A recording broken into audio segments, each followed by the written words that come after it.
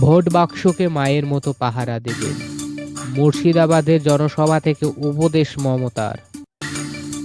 আসন্ন বিধানসভা নির্বাচনকে কেন্দ্র করেই রবিবার মুর্শিদাবাদের দুটি জনসভা ছিল রাজ্যের মুখ্যমন্ত্রী তথা তৃণমূল সুপ্রিমো মমতা বন্দ্যোপাধ্যায়ের। শামশেরগঞ্জের পর তিনি পৌঁছে যান জিয়াগঞ্জে।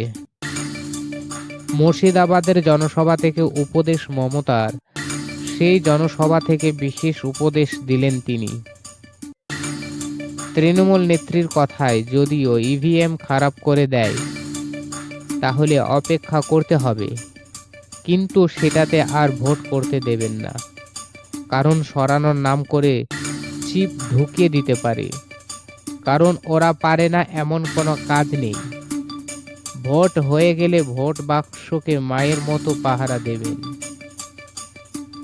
এই জনসভায় বক্তব্য রাখার সময় মুখ্যমন্ত্রী বলেন, এসআইআর এর অনেকের নাম বাদ গেছে,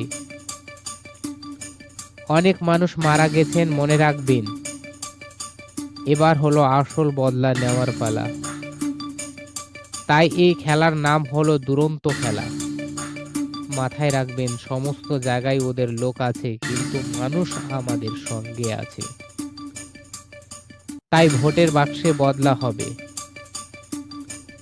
অন্যদিকে মমতা জানান, ভবানীপুরে কাল কেন্দ্রীয় বাহিনী রীতিমতো অসভ্যতা করেছে। একজন মহিলাকে আপত্তিকরভাবে চেক করেছে। সবাই সাবধানে থাকবেন, ভবানীপুরে আমার বাড়ির সামনে হামলা হলো। ওরা আমার পোস্টারে থুতু দিচ্ছিল,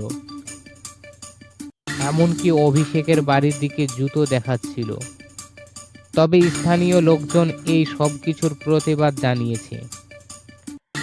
এটা আসলে রাজনীতি নয়, মনোনয়ন দিতে যাওয়ার সময়ও ওরা বাইরের লোক নিয়ে এসেছিল।